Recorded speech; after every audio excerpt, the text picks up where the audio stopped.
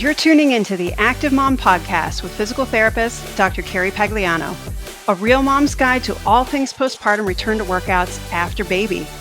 If you're a postpartum mom, coach, trainer, or physical therapist looking for answers on how to get back to running, CrossFit, yoga, Pilates, HIIT, you name it, without the fear of pelvic floor issues or doing something wrong, this is the podcast for you.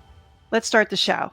All right. You know how we love bringing researchers on the podcast. Our next guest, Linda McLean, interesting enough, before I started following her lab on Instagram, I'd read a few of her papers. And then recently I had taken a course kind of diving into more of the research on stress urinary incontinence. And lo and behold, she's on a lot of them. So I'm really super excited. We were already scheduled to chat today. Linda McLean, thanks for being on the Active Mom Postpartum Podcast.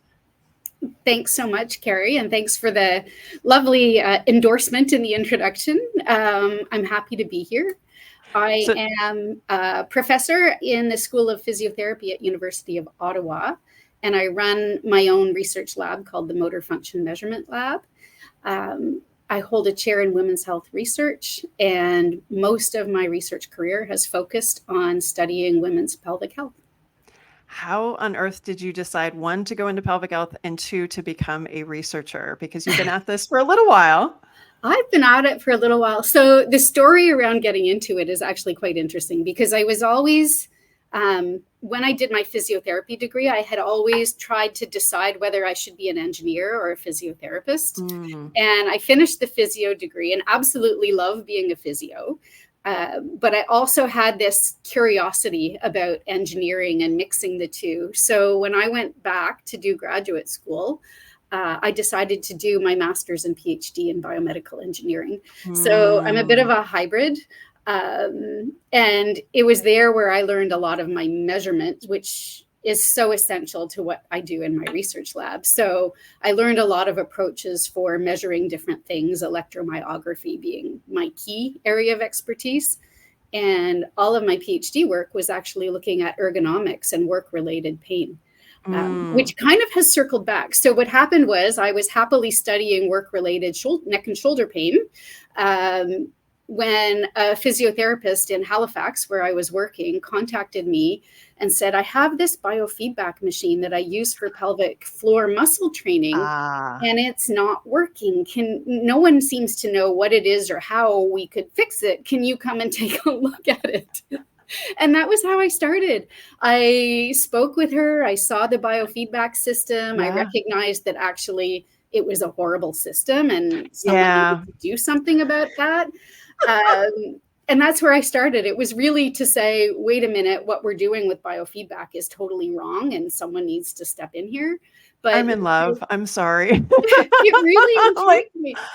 And then it just went from there. So then we started studying pelvic floors, and early on, I knew very little about women's pelvic health. I was a general practitioner as a physiotherapist, and I was an engineer.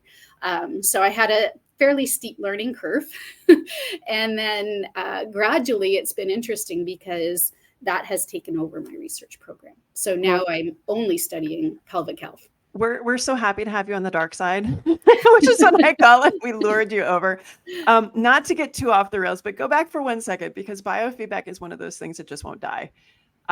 It was I started with, 20 some odd years ago, depending on, I think, where you treat in the world. I think there's some people that's predominantly the standard of practice still. What did you find about it that you were like, not so much?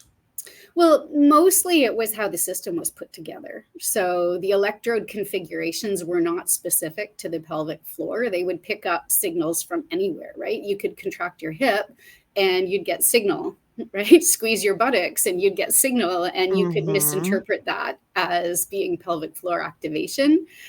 So that in and of itself really bothered me. The literature on biofeedback then is not very good, because if you're using these systems, and almost all of the commercial systems are still that way, right? They still have massively big electrodes that are really widely spaced. So when you use it, it's a very non-specific signal.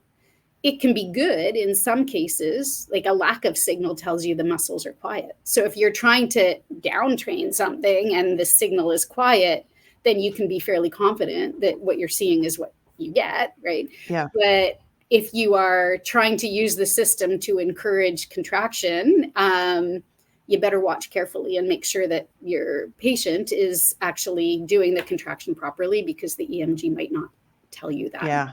I used to work at a hospital where if the table were plugged into the wall, it would bring out this like low interference tone or something. And I forget how long it took us to realize that that's what was going on. We're like, oh, if we just unplug it, it goes away. We have a high tone pelvic floor that's right? dependent on whether or not this outlet is being used. Yeah. I had that problem in my lab early on when we were doing needle EMG recordings, because they're more sensitive to noise. And if it was hot and in the summer we plugged in a fan, we'd be getting some high level activity going, wait, this isn't real. So we very quickly figured it out. But yeah, you could be easily fooled with EMG for sure. Well, and I think the takeaway, if you just started listening and that's all you have right now, and you're thinking, oh no, this is awful, now I can't do my job anymore. I think, Linda's point is a really important one, is just know what you're getting and what you're not getting. And that's probably going to be the summary to a lot of what we talk about today, is some things that we used to think that we knew everything about and made assumptions about what we were doing. It may not actually be the case the more we start to understand. It's, I think, where we're going today. You'll let me know. I'll just follow along. We'll just go, right? Exactly. Okay. So let's dive in first to the Morphology paper that came out, I guess, a couple months ago. Primarily, I want to dive into that one because it looks at running, which obviously a lot of our listeners, a lot of the people paying attention today, that's one of the things that they want to understand about most. But I think we're also going to need to have a side conversation about what we understand about the pelvic floor kind of under normal circumstances. So I'll let you kind of drive the bus on which way you think is easiest to go first, normal versus running versus symptomatic and so on. I'll let you drive. Sure. So we've been looking at runners now for a few years because it's been a real interest of mine to look at the athlete pelvic floor and what's going on, because prevalence rates are so high. And the papers don't really give us a sense, right? Some rates are up over 80% and others are down around 25%, but that's still a large proportion of runners who would leak urine. Which then intrigued me, because I wondered if leakage that's experienced predominantly or only during running is in some way different from leakage that's experienced during your regular cough, sneeze, laugh, position change. Right? Is it the same pathophysiologic mechanism? And so we had done a systematic review looking at what goes on in the pelvis when people have stress urinary incontinence. So when they leak urine, when they cough or sneeze or whatnot. Mm-hmm. And the literature is still quite uncertain about what is happening in the pelvic floor. And a lot of the papers aren't very good, or there are problems with the measurement. But it looked like what we think about pelvic floor dysfunction and urinary incontinence may not be, exactly, it's not clean, right? It's a multi-system problem, and any particular person could have, whatever combination of dysfunctions that leads to incontinence. And that's what it looked like. That's what I thought. That's what it looked like in the systematic review. And I kind of likened it to, we do some whitewater paddling. And, if you make one mistake and you're in, a tough rapid, you're probably not going to tip over. But when you compound a second, maybe, and by the time you've got the third, you're flipped over, right? Yeah. And all your stuff's soaked. Yeah. Which makes it a nice analogy here. But it's around this idea of compounding impairment. And it looks like, we have evidence that the urethral sphincters have a certain level of dysfunction, and that's probably a fairly important one. Urethral mobility. So as you cough or sneeze, things start to move, and if they're moving too much, you're not getting the compression. Like, it's like stepping on a garden hose is the analogy everyone likes to use. But if things are dipping down, you're not getting the support. You can't block off the lumen, and so you might leak there. Pelvic floor muscle morphology and function is a really interesting thing, because we absolutely know that pelvic floor muscle training works, right? So if you have symptoms of stress urinary incontinence and you do your pelvic floor muscle training, you're likely going to see some improvement, and about half of women will see a cure with that. So, we kind of dove into that literature and found that the literature itself is not very clear on that. So the studies are small, they're really quite uncertain. And yet we know that training helps. So then your head kind of goes to, is this a compensatory mechanism? Do we, is the training compensating for defects elsewhere? Or is it that there's a real problem there? And we still haven't answered that question. But my point in that review was that we found these multi-system problems. And then we started thinking, well, is that different in athletes? Because a lot of athletes don't necessarily, a lot do, but a lot don't leak when they cough or sneeze, but do leak when they train. And so what's going on there? And that's where this paper started. So we said, okay, let's bring in a bunch of runners. Half of them will leak, half of them will never have leaked. And the ones who leak, we picked runners who were, for that particular paper, fairly experienced and training at a fairly high level. And only experienced urine leakage when they ran. So if they experienced leakage during coughing and sneezing, we didn't want them, which was unfortunate, because then it made it really hard to find this sample. But it let us then see what the differences were between the two groups. And so what we found was the pelvic floor muscles were actually better at creating force quickly. So if they contracted their pelvic floor muscles, they had more power. And then we also found that if we elongated their pelvic floor muscles, and it's a very non-specific elongation, you have to bear that in mind, but the tissues didn't offer as much resistance to that elongation. So then the question is there something about the connective tissues that is really leading to incontinence? And what was really interesting was that our two groups were both high-level runners. And the fact that there were differences between the runners who leaked urine and the runners who didn't leak urine, in and of itself says that not everyone, like, running is not going to create this problem in everyone, because they had the same exposure.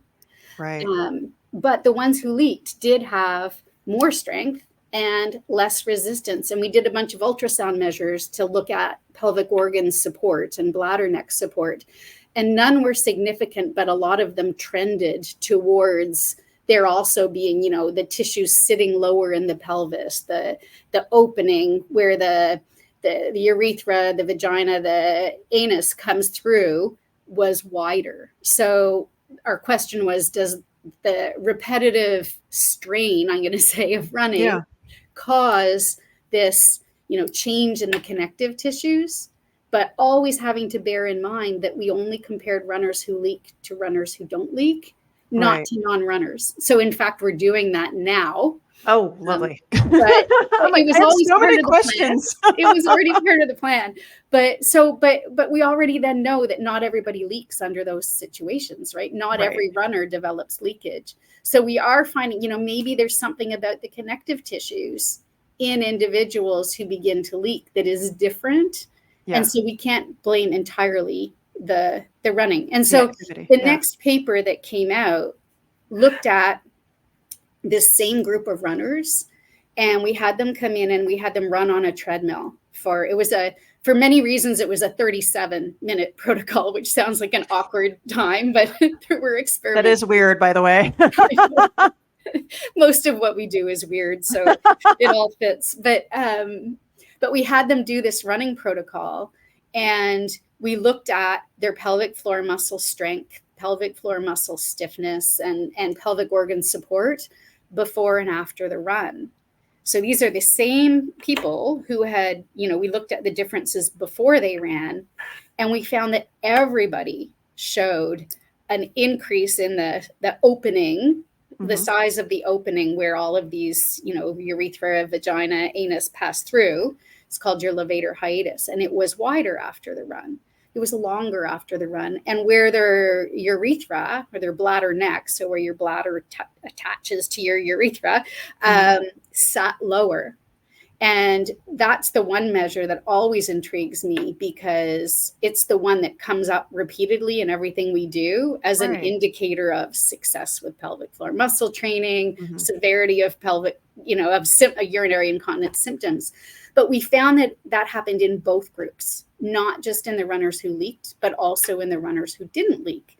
So there is something about the repetitive loading that makes the tissues relax, but that makes complete sense, because as physios, we know that it's a great way to stretch tissue is to repeatedly, right? If you repeatedly want to elongate a tissue, it's going to respond and it's going to lengthen. But it isn't necessarily causing incontinence, because our runners who don't leak also had the same change.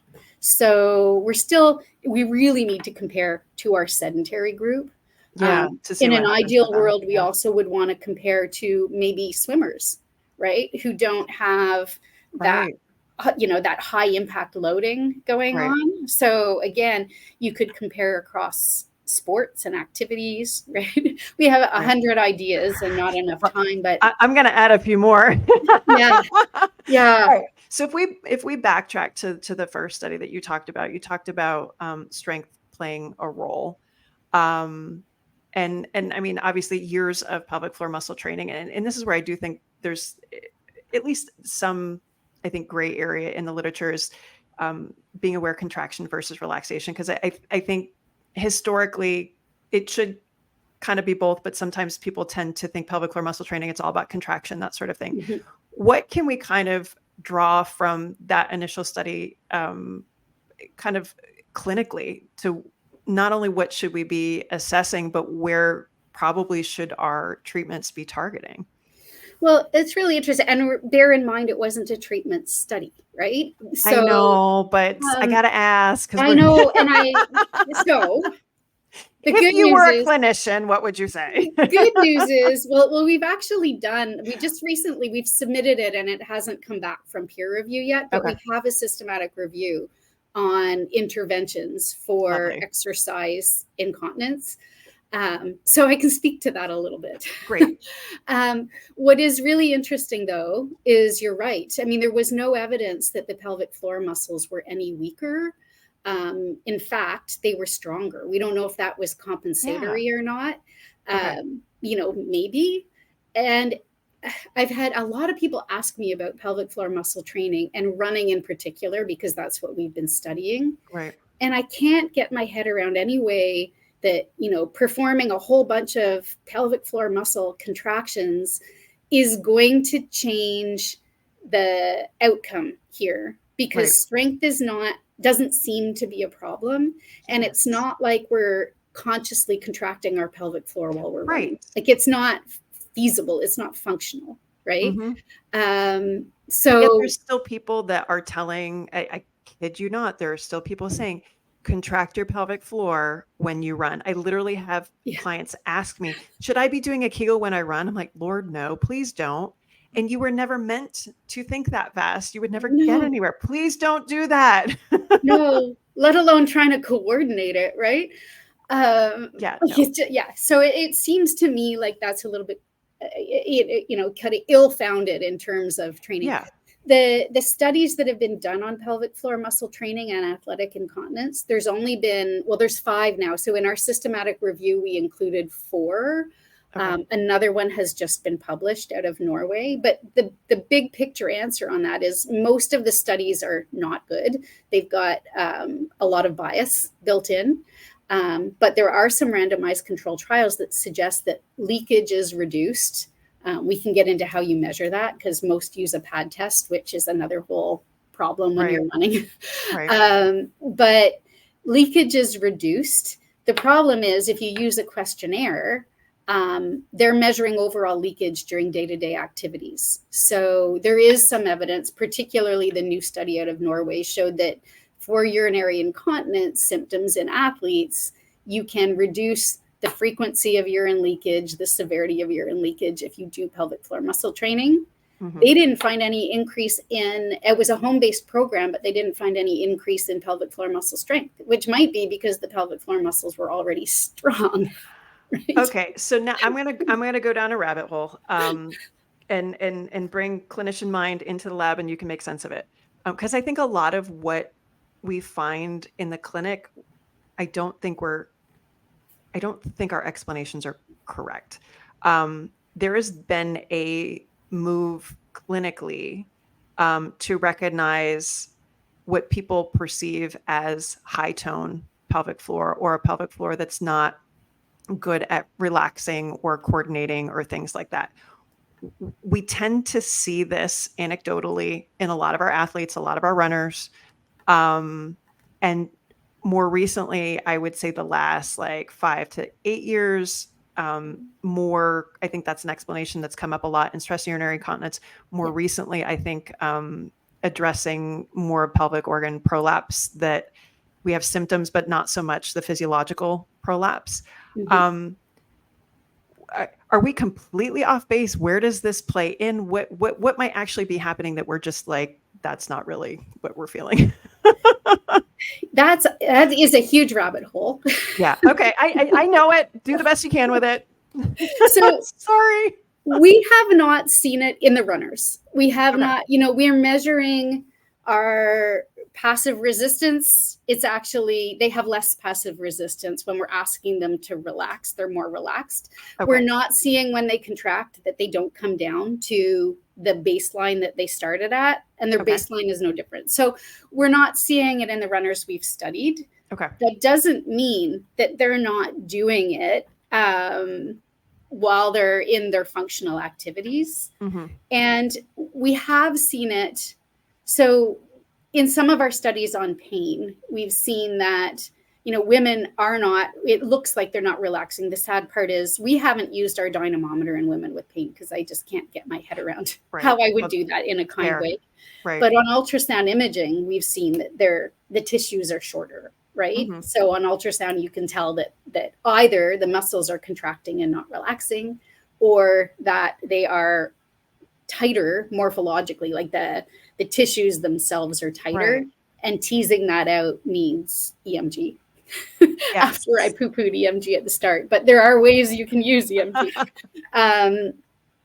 But so I know that a lot of clinicians palpate and feel that there is some risk, either something there, right? Yeah. And to be honest, I don't think anyone has studied whether you can, work at, is it motor control? Is it, you need to learn how to relax? It's not going to help you necessarily while you run, but it may help with the control overall, or maybe even mobility overall.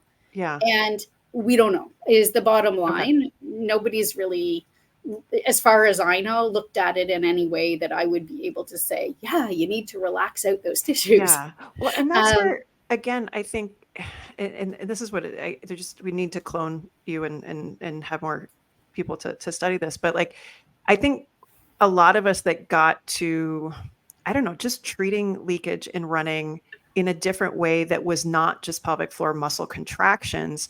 We got to that because we did work in the pelvic pain space where there was this high tone. We saw similarities in our athletes, but maybe they didn't have like the pain with sex or the stereotypical signs. Maybe they had constipation, maybe they had leakage, maybe I live in the DC metro area. So everybody's very type A and high strung, and we all hold our breath and that kind of stuff. And what we found is if we started to treat our athletes almost in a similar way that we treated our high tone pelvic pain patients, we were getting an improvement in symptoms while using that in conjunction with impact training and things like that. And so I think this is one of those scenarios where I think we have a treatment that's working. I don't think our explanation is right at all. And it's really hard to, and so we've made up this like oversimplified explanation, which kind of makes sense to the average person, but in our guts, I'm like, that's not it. I don't know, like, and also too, I'm fortunate enough to have real-time ultrasound imaging here in the clinic, and what I feel on palpation versus what I see, I'm also aware that those are completely different pieces of information too, that I think we've been trying to say that they're somewhat equal, but I don't think they are. So I don't know. I just threw a whole bunch of stuff at you. Make sense of it. Right. You're so sorry you signed up to do this now, aren't you? You're like, you're trying to answer all the clinicians' problems. It's all good. It's all good. I think, I think a lot of what we do, we don't really know why it works, right? And in some respect, does it really matter why it works, if it That's works? Fair. So we've looked, just to give an example of that, is looking at trying to find some relationship between gains in pelvic floor muscle strength and improvements in symptoms. And we haven't seen that relationship come out clearly, right? But that doesn't mean that pelvic floor muscle training doesn't work. It does, right? So maybe we don't fully understand the mechanism, but it's still doing something. And like I said, maybe it's compensatory. And maybe people who leak urine when they run, maybe they have other things they're doing during their day to compensate for the fact that they've lost support somewhere else, right? I would do it if I was leaking urine and my body learned that if I did this certain thing that stopped the leakage, I would do it, right? And so if you do something over and over again, then you are really strengthening the signals that go from your brain to that muscle or that pattern and whatever. And that becomes very strong, right? It's just like, walking with a limp, you're going to reinforce that limp because you're reinforcing the motor patterns. And so they may not be the right motor patterns. We don't really know what the right motor patterns are with the pelvic floor. The literature is really thin in this area, and it's because it's so hard to study. Like it's, sticking tools and instruments and then in the vagina and then asking people to act natural. It doesn't work. It's not natural, no? We built an electrode that makes things a little bit more natural because it suctions on the vaginal wall, and you can't even feel it once it's in place, and we can look at what the activity is, but we just we're low on human resources to answer all the questions that I have. But I mean, the bottom line is, if if what you're doing from day to day is creating a guarding response, right, then maybe that is in some way influencing the way all the pelvic organs sit, how they're sitting, how they're moving. We don't know, but it's, there may be a mechanism there. And if, what I find really interesting, so in my lab, I moved to the Ottawa area about 10 years ago, and I used to be in a smaller center. And now I'm in a big enough area that there are enough pelvic health physios around that we have a bit of a community. And I invite them into the lab as often as I can, which is usually about 3 or 4 times a year. We just did it a couple of weeks ago. But, I hear this from the clinicians as well. And the thing is, the research is only as good as the information you have. So, I'm really intrigued by this, but we haven't really delved into it in any detail. But, there are ways to look at it. We just need to sort out how. And I think it would have to be electromyography. And I think it would have to be during functional activities, which means most electromyography systems are useless because they're just going to, as we started, give you everything. But our electrode can actually then give us information just from the pelvic floor muscles without all the interference. So it would be really interesting to look at that in more detail in the runners, but we haven't done it. And I think but if it's working, like, I think the thing is, the nice thing about being a clinician is you have some opportunity for trial and error, right? And, if something starts working for a series of 5, 6, 7 patients in a row, then there might be something to it. So then it's a matter of, well, how can we study this and see more of it? But it's like that, just because there's no evidence behind it yet doesn't mean it's not effective. And Yeah. even if we don't understand it, it doesn't mean it's not effective, but it means we should probably delve into that area. Yeah. And that's where I do make a big distinction between evidence-based and evidence-informed. I think they're different because, like you said in your systematic reviews, like we didn't do good studies and it's not great science. So it makes it really hard to make these assumptions moving forward. And as clinicians, I always, I always love when I see a new study come out. And then I'm always like let down because I'm like, oh, you're just telling me something I already know. But we have to have that foundation. But there's still stuff, again, like basic stress incontinence. Like we used to treat primarily, urethral hypermobility, and now we're paying much more attention to sphincter deficiencies and that kind of stuff. Like that wasn't what I was taught, in the beginning. So shifting that baseline stuff and then moving to now we have far more women doing athletic endeavors, participating, talking about dysfunction, operating at a pro level. And then tech has got to get caught up.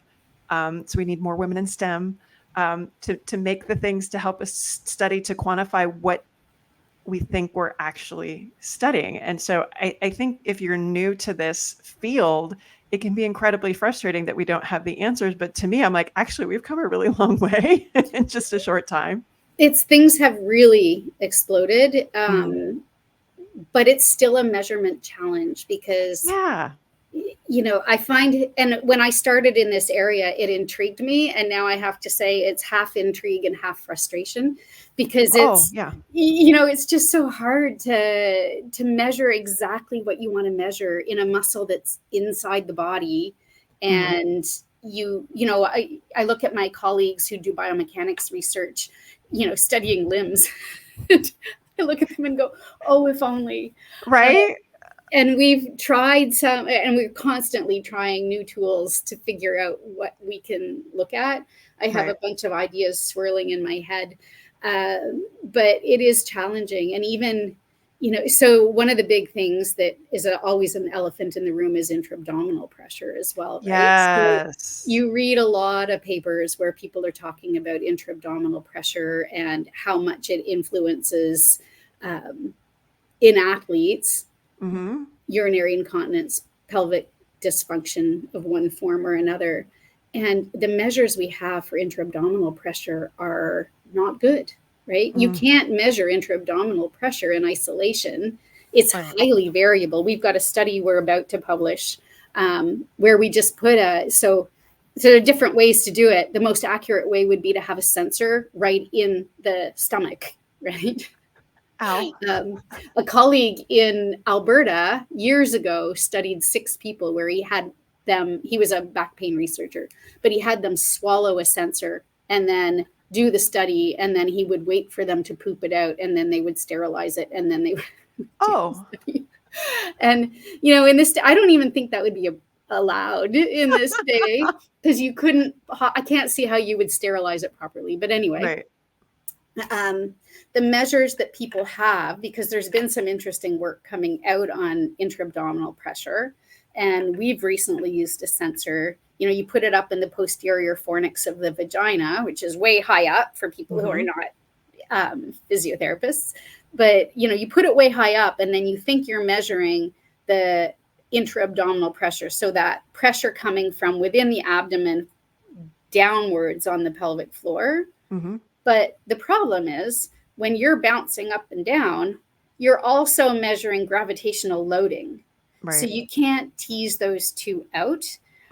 You're going to measure both. And so we've been doing some work with this sensor in the posterior fornix of the vagina. Yes, you can see higher forces when people run faster. So there is this link between accelerations and loading. Okay. But is it intra-abdominal pressure or is it gravitational loading? Right. It's hard. You can't tease that out. I suppose you could if you put people somewhere in a gravity eliminated tank. I was going to say, I wonder if you put them in one of those, it's escaping me right now. When you put them in it's the treadmill that has a bubble in it. Yeah. Something like that. Yeah. See, now you're going to get me down that rabbit hole. I'm going to pull you back out for a second. So for somebody like that, and I love that you kind of highlighted upon it, we can have differences when people run faster versus slower, because that can be a symptom complaint.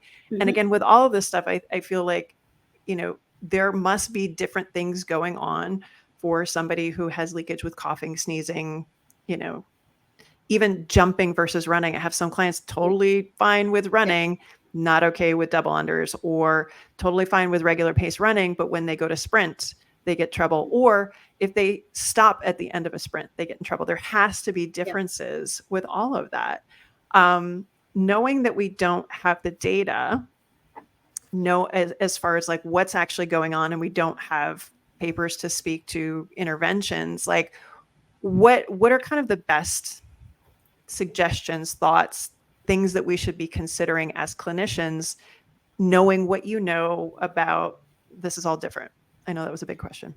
It is a big question. And I think, we're still getting our heads around what this exercise incontinence really looks like. Yeah. And I feel like I keep saying, we've got to study. We've got to study. We've been doing that now. We've been developing a questionnaire to even get our heads around symptoms. Right. And I'll tell you, it's a lot of urgency incontinence experienced by those who are running too.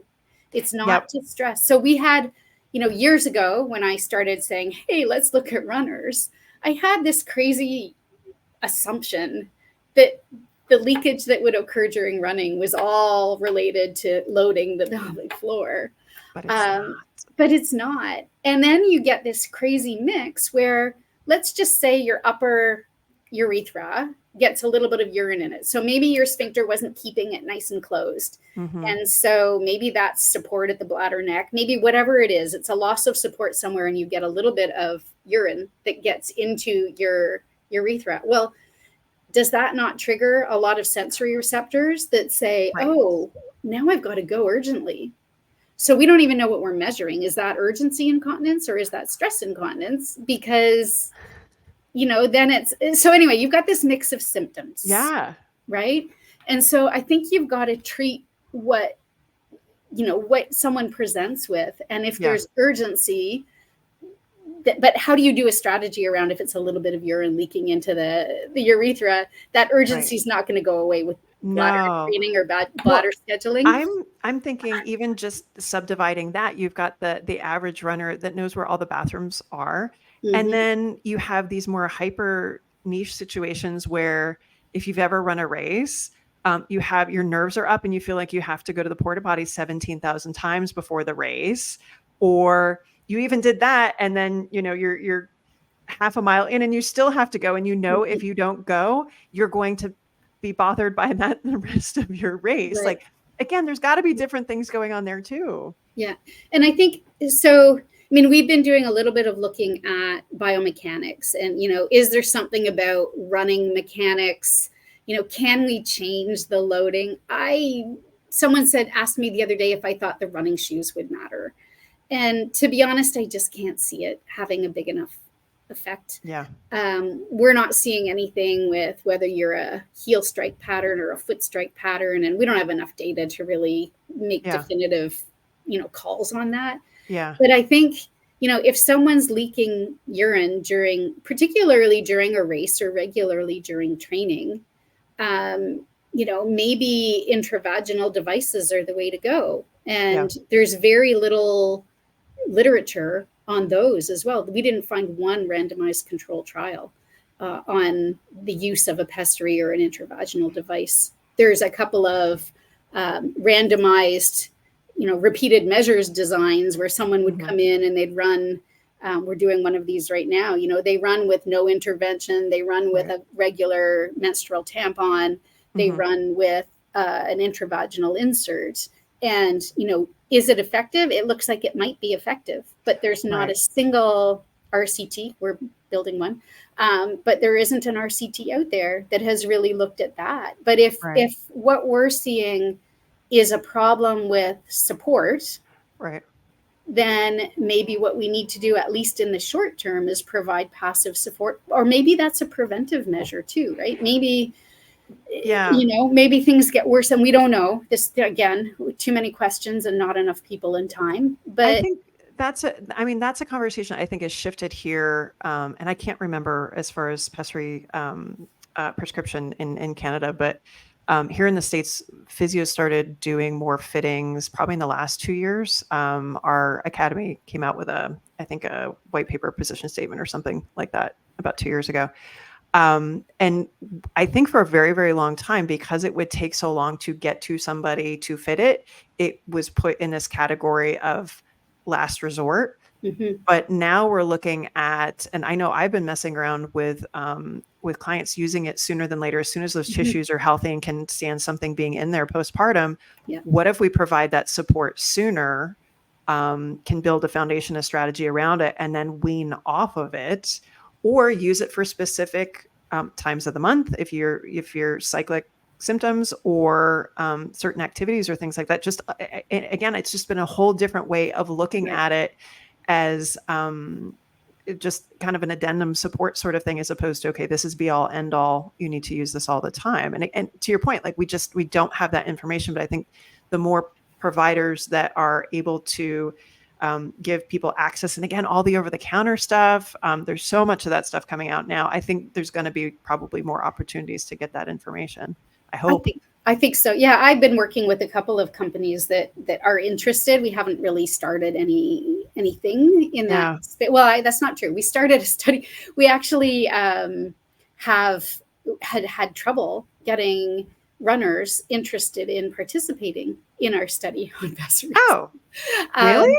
But yeah, but for those, we've had a very few people come through who have been really impressed by it. You know, we get messages, "You've changed my life," which is awesome. Yeah. Right?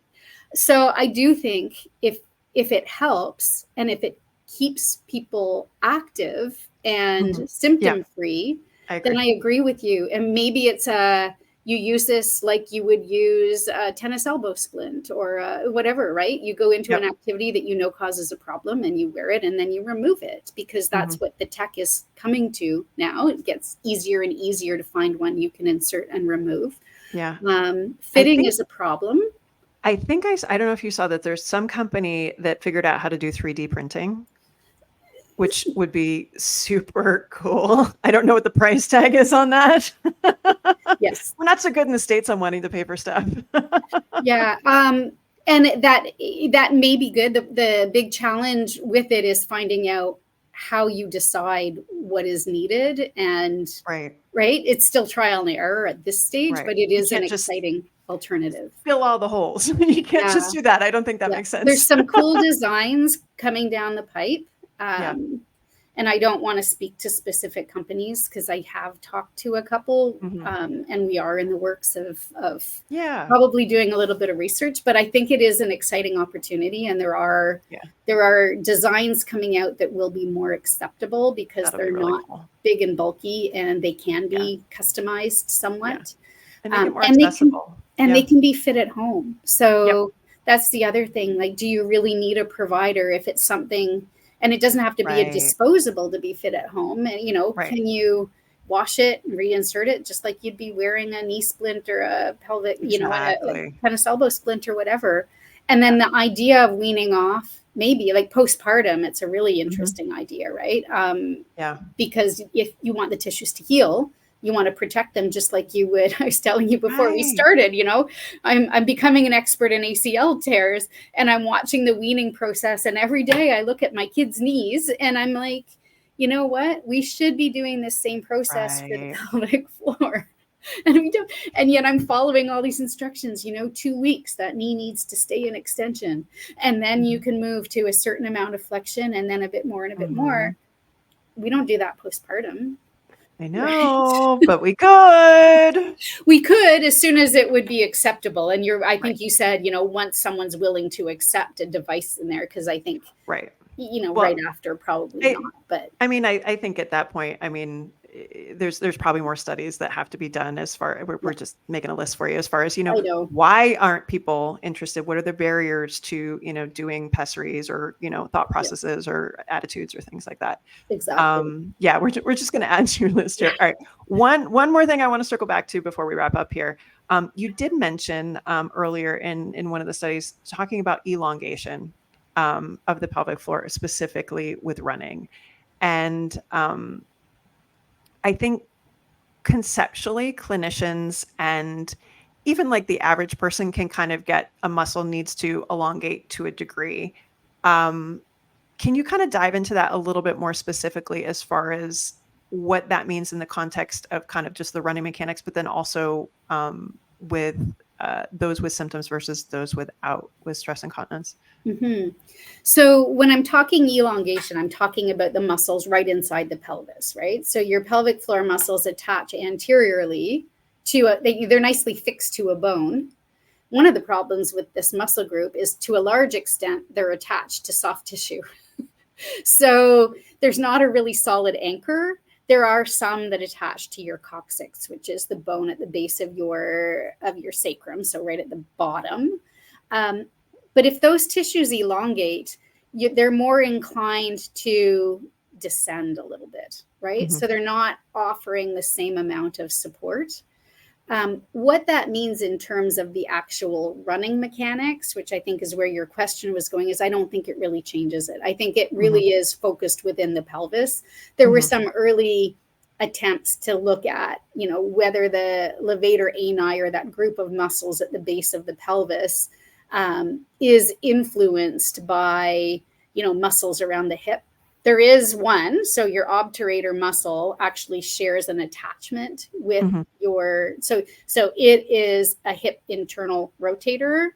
So maybe, but I don't think that it really would impact your running mechanics or your lumbosacral posture, the posture you're holding yourself at. I don't see that as having a large effect. I could be wrong, but I don't think it changes the mechanics so much. I just think it changes the pelvic organ support. So if it's elongating, you may have more symptoms. You may leak urine. You may have that vaginal heaviness, right? You may be getting into sort of a lack of support from those pelvic organs. And that's what we look at a lot of ultrasound images. And one thing we're finding in our runners is we always measure them before and after a run. And measuring after the run is always messier. Something's going on, right? Things are dropping. And sometimes we see prolapses that weren't apparent at the start of our session. And then we're looking afterwards going, oh, those organs are actually descending pretty low. And so, at a certain extent, if you're seeing elongation in those tissues, you're also seeing elongation. We're not measuring it, but it's probably there. It's probably everything that's stretching. Right. So now your pelvic organs aren't as well supported. And then here's where it could go.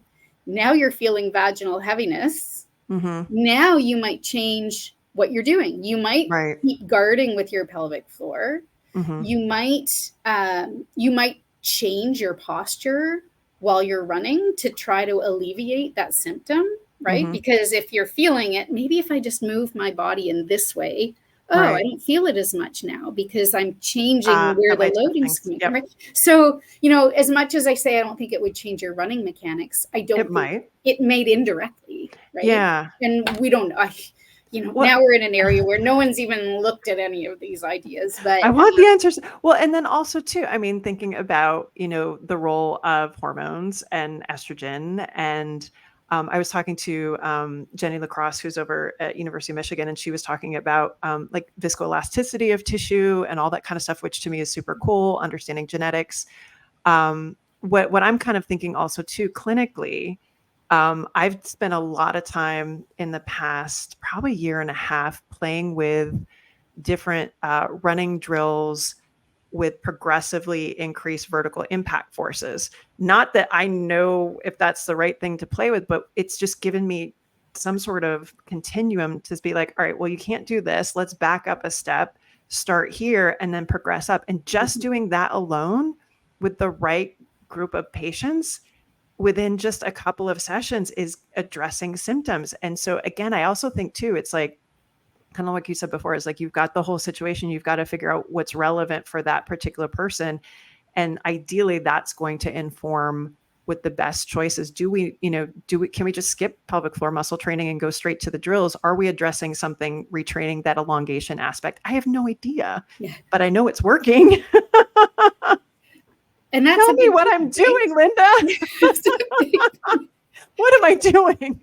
Well, why don't you come here? I will totally come there. I will totally come there. You can solve all my problems. It is. I mean, there are so many questions, and so many of them are unanswered. And it's these discussions that create those questions, right? So understanding where I was heading before, which I don't think I finished the thought, was that, inviting clinicians into my lab and having discussions like over the years, I started off, maybe I thought I was, so smart, and I would present all my research to everybody and they would love it because it was really cool.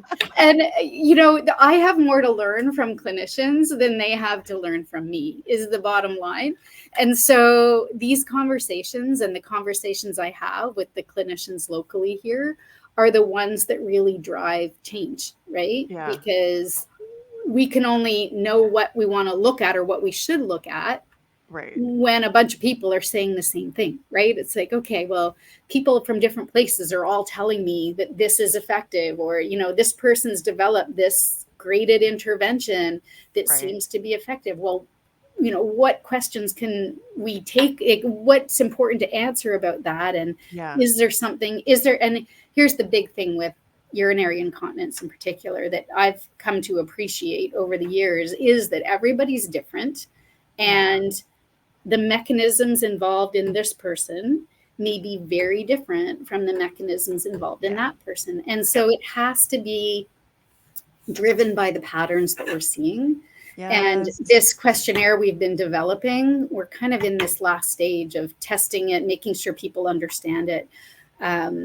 But I think it will serve to really help us understand symptoms and when, what the triggers are, what people are doing to mitigate the leakage, and, when it occurs, what are the training parameters around when it occurs. Like, we're getting it all, because I think there are probably clusters. It's, this group looks this way, they leak at the end of the run, and only at the end of the run, and maybe only on, on days we're actually getting, cyclic fluctuations are in there, time of day is in there. What are the factors that really are triggering for this group versus maybe this person who starts leaking at the start of the run and then leaks all the way through? That's probably, I say it's totally different. It's probably totally different. We haven't looked at it, but there are so many pieces of information that could be important. And we may need to phenotype, right? We may need to say, you follow this pattern, and pelvic floor muscle training may be right for you. You follow that pattern, and maybe we need to be doing something different. And so there are so many unknowns, but it's the clinical observations that help start to fill in those pieces. And, I think we have to work together, because totally. Well, and it's so much more fun, by the way. I think when people are open to saying, I don't know. And when I'm like, okay, I've saved this is what's happening, but I'm pretty sure there's something else going on. But I think all of these acknowledgments are incredibly important to either clinicians that have been kind of stuck in their own biases for a really long time, to stop and re-examine those biases, to new clinicians that the poor things don't know that it's not a black and white world and they need to get used to the gray. But I think also too, this is incredibly important information to the mom who's looking for answers, that they thought they did the right thing by going to pelvic floor PT and they only got so far. And they got the same thing as their friend down the street, but their result wasn't the same, to understand that there can be a lot of different reasons. And we need to figure out what the factors are, what the variables are that's important to that person, and then address those in the best way that we can. So if you try it and you don't get better and you thought you would, that doesn't mean that's it and you're stuck with that forever. I think that's, if there's any take home from this, it's like, there's a lot we don't know, but that's really good information. That's really encouraging, because that means the answer's out there somewhere. Absolutely. At least that's how I look at it. So absolutely. And I think it's not, and I'm glad we've moved away from this idea that, everyone does the pelvic floor muscle training, and the problem is the pelvic floor muscles. And therefore, if we treat the pelvic floor muscles, everything will be better. I think, I'm happy to see that we've moved away from that. And then you're absolutely right, is that, it is a bit of trial and error. So you may Mhm. not have the right answer or the right intervention for this person at this time, but that doesn't mean there isn't an intervention that will work for Yeah. that person, right? No, I love that. And we need to tease that out. And the longer I'm in research, research, we love to work on averages. What the average, you take a big group of people and the average person does this, but we're not all average. And so we need to look at those extremes. And in research studies now, we tend to get really interested in the responders and non-responders, because that's where we need to understand who's responding to be able to Right. say, this kind of symptom presentation may be really, well served with this intervention. Right. And medicine is going that way. I think rehab is going that way. Mhm. We try to, but it's hard because you need big trials to be able to Right. do that. But this idea of responder and non-responder is the really interesting piece. Yeah, And because there's it's something to really- learn. There's Absolutely. a lot to learn either way. Well, I don't know about you, but I have hope. One, because you mentioned about a zillion studies that are coming up, and I'm really excited. I can't wait. And then also looking at the size of your lab and looking at all of those lovely ladies that are putting papers out and putting information out and stepping up to become researchers gives me a lot of hope, because not that long ago there wasn't. And so, and I love conversations like this. I love that you don't have the answers. It makes me feel better in some ways. When I first started as a PT, I was like, well, someone has to have the answer. It's just up to me to find that person. No, we're all still working away at this. So absolutely. And yeah. I find that the longer I take this with a grain of salt, but the longer I'm an academic and a researcher, the less I know, right? You I feel become the same way. Yeah. so aware of all the gaps in knowledge, and they are many, and it's not unique to this area, Yeah. but it's what makes it interesting and challenging, and clinically makes it super challenging, but also means that you have to, dig in and really, you're not following a recipe. You are treating what you see in front of you. Yeah. And honestly, that's what's, I think, kept me in this field as long as it has. And what I think is so amazing about working in pelvic floor physio is that you're never going to get bored. There's always going to be a question. There's always going to be something to learn from somebody else and then pull it back and apply it here. So we're going to keep you in business with lots of questions for a very, very long time. Awesome. Well, it's been an absolute pleasure to be here. It's nice to chat with you. You too. If you guys want to learn more about Linda's lab, they're on Instagram at MFM_lab. And hopefully if you guys need participants, keep posting it up there. We'll share it as much as we can, because you guys can't do research unless you have participants. So anything that we can do to kind of help you guys along as well, that would be great. And yes, someday I will take up your invitation and go to Ottawa, and I want to see it all. Thanks so much for being on the show. Thank you very much, Carrie. Did you enjoy the podcast? If so, leave us a 5-star review on iTunes and tell a friend to do the same. Are you a postpartum mom or postpartum pro wanting to know more about getting back to running after baby? Check out all my free goodies on carriepagliano.com. This podcast represents the opinions of Dr. Carrie Pagliano and her guests to the show. The content should not be taken as medical advice and is for entertainment purposes only. Always consult your healthcare professional for any medical questions.